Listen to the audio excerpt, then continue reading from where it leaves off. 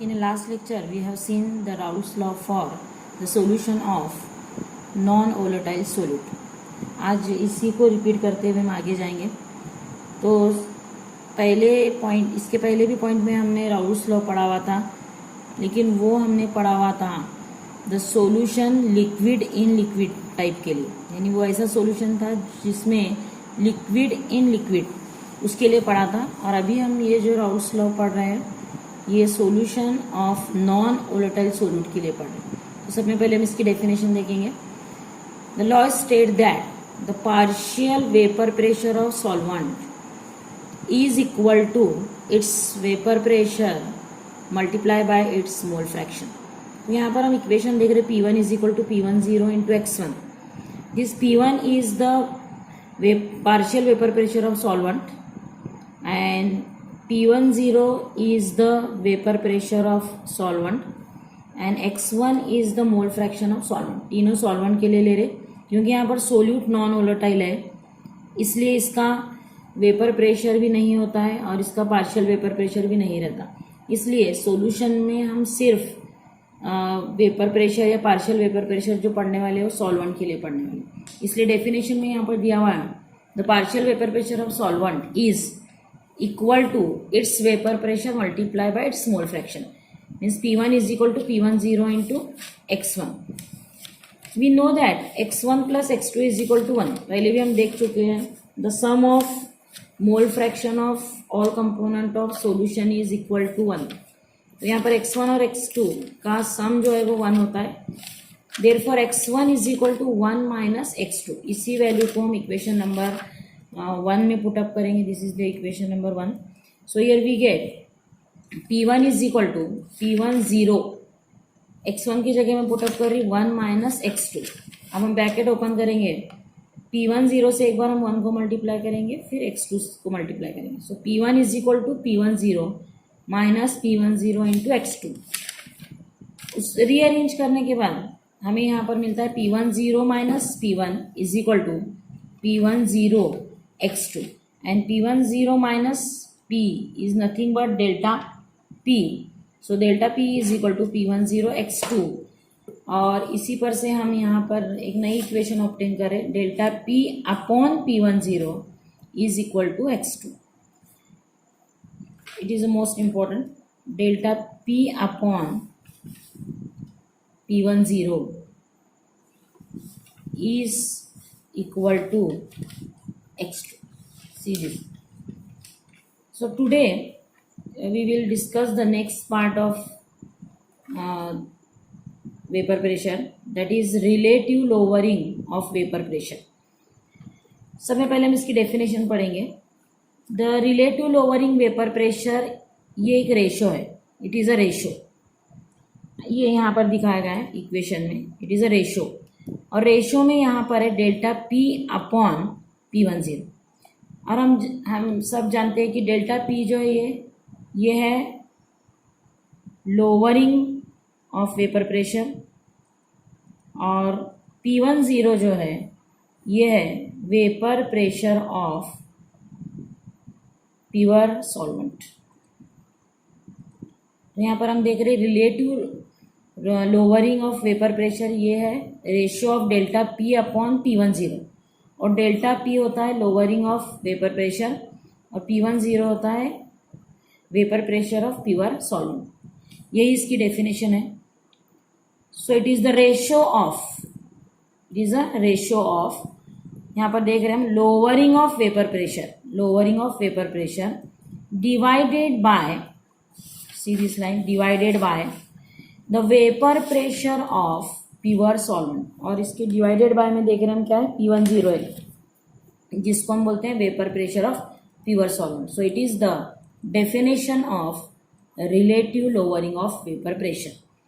So it is a ratio of lowering vapour pressure divided by the vapour pressure of pure solvent. It is called relative lowering vapour pressure. यहाँ पर देख सकते हैं इसका formula है delta P upon P10 और delta P जो है ये रहता P10 minus P upon P10.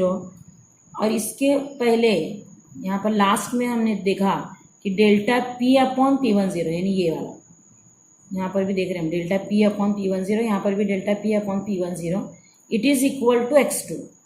तो हम यहाँ पर वही लिखे हुए कि delta P upon P10 is equal to x2, means this relative lowering vapour pressure is equal to the mole fraction of solute, because x2 is the mole fraction of solute।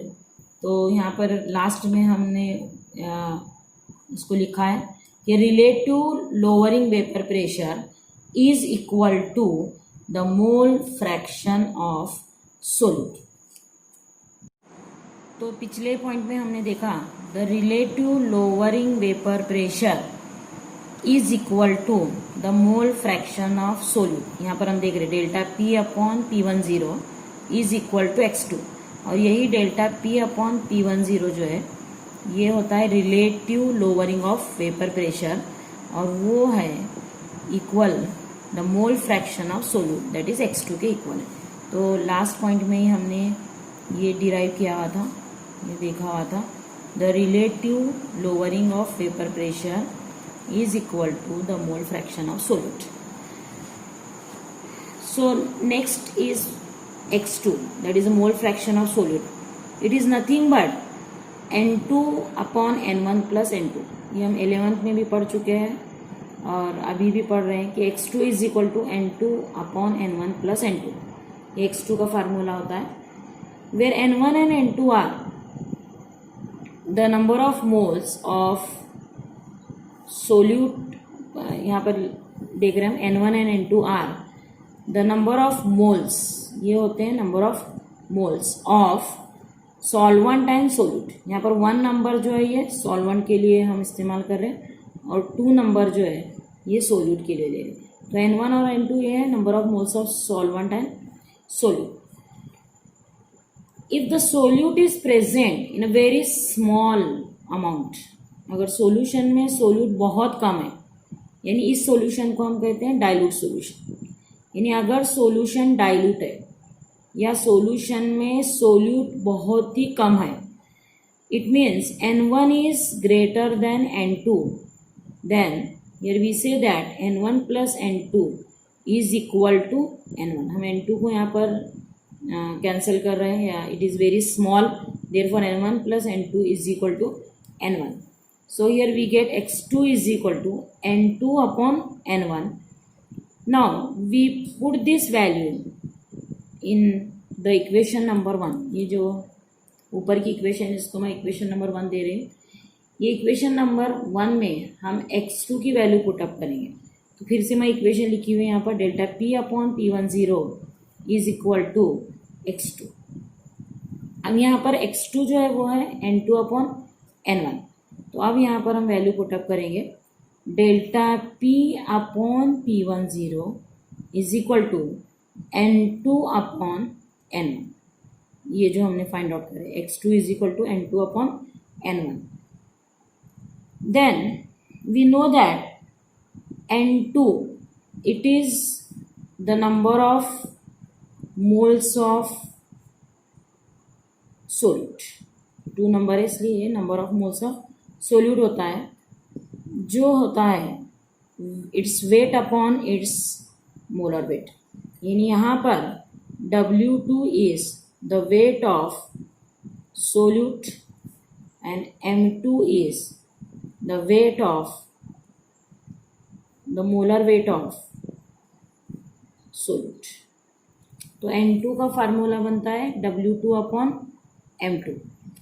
उसी तरह से N1 is the number of moles of solvent. ये N1 यहाँ पर क्या है, the number of moles of solvent, जो कि होता है W1 upon M1।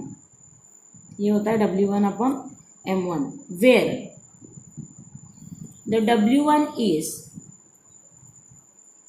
The weight of solvent and the M1 capital M1 is the molar weight of or molar mass of solvent। तो इस तरह से हमने यहाँ पर N2 और N1 क्या होते हैं ये देखा। तो N2 is the number of moles of solute, that is W2 upon M2. Wt is the weight of solute and M2 is the molar weight of solute. N1 is the number of moles of solvent is equal to W1 upon M1. W1 is the weight of solvent and M1 is the molar weight of solvent. Put these values in this equation. So we get delta P upon P10 is equal to N2 के जगह हम लिखेंगे W2 upon M2 और N1 की जगह लिखेंगे हम W1 upon M. Now rearrange this equation. अब इसके बाद हम इस इक्वेशन को रीअरेंज करेंगे. So here delta P upon P10 is equal to W2 upon M2 into 1 upon W1. So it is the final equation. From this equation we can find out the molar mass of solute, that is we can find out M2. तो हम यहाँ पर M2 को अलग separate भी कर सकते हैं और नई इक्वेशन बना सकते हैं. The second colligative property is the boiling point elevation. हमने पहले ही चारों कोलिगेटिव प्रॉपर्टीज के हेडिंग देखे हुए थे. ये सेकेंड कोलिगेटिव प्रॉपर्टी है बॉइलिंग पॉइंट एलिवेशन. सबसे पहले हम स्टार्ट करेंगे what is mean by boiling point or what is the definition of boiling point. It is a constant temperature at which the vapor pressure of liquid is equal to the atmospheric pressure. तो ये boiling point की definition जो 11th में हमने पढ़ा हुआ था. It is a constant temperature at which, ये ऐसा टेम्परेचर होता है जिस पर vapour pressure of liquid becomes equal to the atmospheric pressure. यानी लिक्विड का वेपर प्रेशर और एटमॉस्फेरिक प्रेशर दोनों इक्वल होते हैं. इस टेम्परेचर को कहते हैं हम boiling point. It is a constant temperature and at which the liquid is turns to gas. यहाँ पर लिक्विड जो है वो गैसेस स्टेट में चेंज होता है. The next point is it is found that the boiling point of solvent is elevated when non-volatile solute is dissolved in it. यहाँ पर दिया हुआ है कि जब हम सॉल्वेंट लेते हैं तो ये सॉल्वेंट का बॉइलिंग पॉइंट एलिवेट होता है. एलिवेट होना है नहीं, इंक्रीज होता है जब हम उसमें नॉन वोलेटाइल सोल्यूट डिसॉल्व करते हैं. यानी हम एक प्योर सॉल्वेंट लेते हैं और उस प्योर सॉल्वेंट में अगर हम नॉन वोलेटाइल सोल्यूट ऐड करते हैं तो वो जो सॉल्वेंट है उसका बॉइलिंग पॉइंट इंक्रीज होता है. That is it is elevated. इसका मतलब ये होता है कि बॉइलिंग पॉइंट ऑफ सॉल्यूशन जो है वो ज़्यादा होता है as compare to the boiling point of pure solvent. तो ये ऑब्जर्वेशन पर से हम ये बोल सकते हैं कि boiling point of solution is higher than the boiling point of pure solvent. ध्यान से देखो, बहुत ही इंपॉर्टेंट है. What is boiling point? It is a constant temperature at which the vapor pressure of liquid is equal to the atmospheric pressure. यह ऐसा temperature होता है जिस पर vapour pressure of liquid equal होता है एटमॉस्फेरिक प्रेशर के. उसके बाद हमने देखा कि boiling point of solvent is elevated. यानी सॉल्वेंट का बॉइलिंग पॉइंट बढ़ता है, इंक्रीज होता है जब हम उसमें नॉन वोलेटाइल सोल्यूट डिसॉल्व करते हैं. इसका मतलब यह होता है कि boiling point of solution is greater than और higher than the boiling point of pure solvent. तो इसी को हम मैथमेटिकली देखेंगे. So here we consider TB temperature, B for boiling point. यहाँ पर 0 है, TB 0, that is boiling point of pure solvent. उसी तरह से हम TB कंसीडर किए हुए यहाँ पर बॉइलिंग पॉइंट ऑफ सॉल्यूशन. तो हमने ऊपर ही पढ़ा है कि सॉल्यूशन का बॉइलिंग पॉइंट हाइयर होता है. यानी TB is greater then TB0. यहाँ पर हमने पढ़ा है कि boiling point of solution is higher than the boiling point of solvent. इसलिए हम यहाँ पर लिख रहे हैं कि TB is greater then TB0. यानी TB यहाँ पर बड़ा होता है, बॉइलिंग पॉइंट ऑफ सॉल्यूशन ज़्यादा होता है और बॉइलिंग पॉइंट ऑफ सॉल्वेंट कम होता है. And delta TB is the elevation of boiling point. यानी यहाँ दोनों का जो डिफरेंस होगा वो रहेगा delta TB, that is elevation of boiling point. So delta TB is equal to TB minus TB0. It is the boiling point elevation. Delta TB को ही कहते हैं बॉइलिंग पॉइंट एलिवेशन, और ये है TB माइनस TB0. इसी पर से हम इसको डिफाइन करेंगे. Boiling point elevation is defined as, अब डेफिनेशन देखो इसकी. इट इज डिफाइंड एज, सबसे पहले यहाँ पर निगेटिव साइन है, means it is a difference. It is a difference between, TB क्या है, बॉइलिंग पॉइंट ऑफ सोल्यूशन, और TB0 है boiling point of pure solvent. So it is a difference between the boiling point of solution and the boiling point of pure solvent. यही इसकी definition है. So boiling point elevation is defined as the difference between the boiling point of solution, that is TB, and boiling point of pure solvent, that is TB0. तो यहाँ पर हमने पढ़ा कि boiling point क्या होता है, और जब हम सॉल्वेंट में नॉन वोलेटाइल सोल्यूट ऐड करते हैं तो उसका बॉइलिंग पॉइंट इंक्रीज होता है या एलिवेट होता है, बढ़ जाता है, और जो दोनों का डिफरेंस आता है बॉइलिंग पॉइंट ऑफ सोल्यूशन और बॉइलिंग पॉइंट ऑफ सॉल्वेंट में, उसी को हम कहते हैं बॉइलिंग पॉइंट एलिवेशन. उसके बाद हम पढ़ेंगे the boiling point elevation and the concentration of solution. अगला पॉइंट उसी से रिलेटेड है, boiling point elevation and concentration of solution. तो सबसे पहले हम यहाँ पर ये देखेंगे कि बॉइलिंग पॉइंट एलिवेशन यानी डेल्टा TB जो है, it is directly proportional to lowering the vapour pressure. जो पीछे हमने पढ़ा डेल्टा P, यानी elevation of boiling point is directly proportional to the lowering vapour pressure. इसी तरह से elevation of boiling point directly proportional to molality. नीचे हमने देखा कि elevation of boiling point it is directly proportional to the lowering vapour pressure, और उसी तरह से हम यहाँ पर देख रहे हैं कि elevation of boiling point is directly proportional to molality, यानी delta TB is directly proportional to molality, यानी small m for molality. Then delta TB is equal to KB into M. यहाँ पर मैं KB इस्तेमाल किया. यहाँ पर KB is the constant, proportionality constant. Here it is called ebullioscopic constant or elevation constant, or it is called molar elevation constant. यहाँ पर हमने जो KB इस्तेमाल किया, it is the proportionality constant. Here it is called ebullioscopic constant, elevation constant और molar elevation constant. तो इसको हम अब डिफाइन करेंगे इस तरह से, KB is equal to delta TB. KB और डेल्टा TB इक्वल होंगे जब सॉल्यूशन की मोलैलिटी जो है वो हम यहाँ पर 1 कंसीडर करेंगे. तो इस तरह से हम इसको डिफाइन करेंगे.